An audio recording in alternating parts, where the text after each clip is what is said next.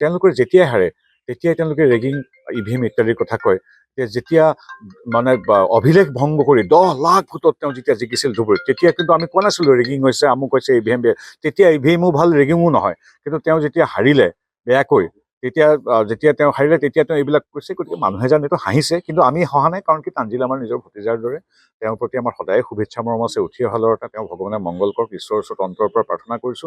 কিন্তু ৰকিবুল হুছেইন ডাঙৰীয়াৰ যিটো ৰাজনৈতিক সন্ত্ৰাস, সেই সন্ত্ৰাসটো শেষ হোৱাৰ বাবে কেৱল চামগুৰিবাসী ৰাইজে নহয়, কাজিৰঙাৰ গড়গিতাও আজি স্বস্তিৰ নিশ্বাস পেলাইছে। গতিকে আমি চামগুৰিবাসী ৰাইজৰ লগতে সমগ্ৰ 5টা সমষ্টিৰ ৰাইজৰ ওচৰত, অসমবাসী ৰাইজৰ শ্ৰীচৰণত সেৱা জনাইছো। মোদী ডাঙৰীয়াৰ প্ৰতি, ডক্টৰ হিমন্ত বিশ্ব শৰ্মাদেৱৰ প্ৰতি তথা ভাৰতীয় জনতা পাৰ্টীৰ প্ৰতি থকা অগাধ আস্থা আৰু বিশ্বাসৰ বাবে আমি সভাপতি কলিতা ডাঙৰীয়াৰ পৰা বুথ সভাপতিগৰাকীলৈকে সকলোকে আমি অভিনন্দন জ্ঞাপন কৰিছো তেওঁলোকৰ অহুপুৰুষাৰ্থ আৰু সমৰ্পিত কাৰ্যক্ৰমণিকাৰ বাবে। আৰু এইখিনিতে এটা কথা ক'ব বিচাৰিছো, কংগ্ৰেছৰ যিটো চক্ৰান্ত নৎখাত কৰি দিলে ৰাইজে।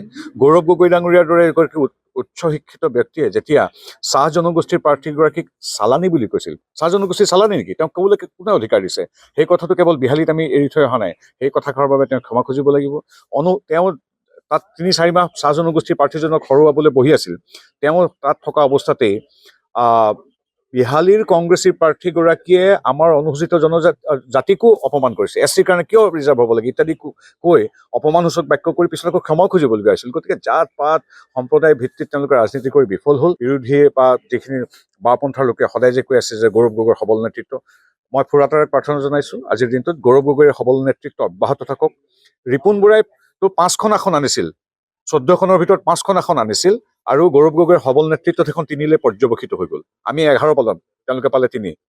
সেই হিচাপতে আমি 94খন আসনত লিড ললো, তেওঁলোকে 29খনত সীমাবদ্ধ হ'ল। কিন্তু ৰিপুণ বৰাৰ দিনত তেওঁলোকে পাইছিল 50, আমি পাইছিলো 76। গতিকে গৌৰৱ গগৈৰ সবল নেতৃত্ব অহাৰ লগে লগে 29লৈ পৰ্যবেক্ষিত হ'ল। গৌৰৱ গগৈৰ সবল নেতৃত্ব অহাৰ লগে লগে চামগুৰিখন ইমান দিন 20-25 বছৰ আছিল, সেইখনো হেৰুৱালে। আৰু তেওঁ 4 মাহ বহি থকাৰ স্বত্তেও বিজেপিৰ যি 50% ভোট, এটা ভোটো ইফাল সিফাল নহ'ল। গতিকে গৌৰৱ গগৈৰ সবল নেতৃত্ব অব্যাহত থাকক। তেওঁলোক 50ৰ পৰা 29লৈ আহক, 5ৰ পৰা তেওঁলোক 3লৈ আহক, আৰু এই চামগুৰিৰ দৰে আসনো হেৰুৱাই তেওঁলোক শূন্য হৈ থাকক। গতিকে গৌৰৱ গগৈৰ সবল নেতৃত্ব অব্যাহত থাকক। খালি এটাই কৈছো, ৰাজনীতিৰ নামত আপোনালোকে খালি এছচি মানুহখিনিক বেয়াকে কোৱা, এই চাহ জনগোষ্ঠীক চালানী বুলি কোৱা, গৌৰৱ গগৈ এই ভাষাবিলাক ত্যাগ কৰিব লাগে। ভূপেন দালৈ মোৰ আচলতে ভূপেন দাৰ মানুহটো ভালো লাগে। আগত যিটো বাদ দি মানুহজনক মোৰ ভাল লাগে। আৰু ভূপেন দাৰটো সুসংস্কৃত পৰিয়ালৰ ল'ৰা। মাধৱদেৱৰ জন্মস্থান সেই মহাপুৰুষীয় সংস্কৃতি ডাঙৰ হোৱা এগৰাকী শিক্ষিত ব্যক্তি। কিন্তু মোৰ বেয়া লাগিছে, তেওঁতো এতিয়া সভাপতি নহয়, এতিয়া ছুপাৰ সভাপতি বা ছুপাৰ প্ৰেচিডেণ্ট গৌৰৱ গগৈহে। গৌৰৱ গগৈ বিহালী চেলিলৈ যাবলৈকে নিদিলে বোলে তেওঁ। আৰু তাত পোষ্টাৰ দেখিছো, মইতো তাত 10 দিন আছো, পোষ্টাৰ সভাপতিৰ ফটো নাই, গৌৰৱ গগৈৰ ফটো আছে। গতিকে ভূপেন দালে মোৰ অলপ মানে ভাল মানুহ, বেয়াও লাগে। কিন্তু তেওঁ সেইবিলাক কবিতা চবিতা লিখক, লিলি হোটেলত চাহ খাওক, তেওঁলোকৰ প্ৰতি শুভেচ্ছা আছে। আমি ৰাইজৰ সৈতে থাকো।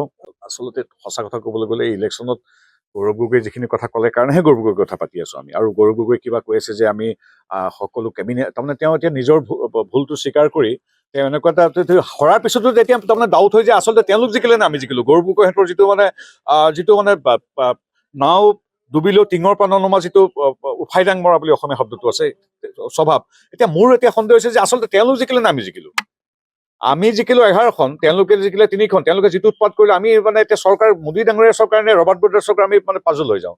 এতিয়া তেওঁলোক শূন্য হ'ল, তাৰপিছতো এতিয়া মই ভাবিছো যে তাৰপিছতো কেনেধৰণৰ কথা কৈছে।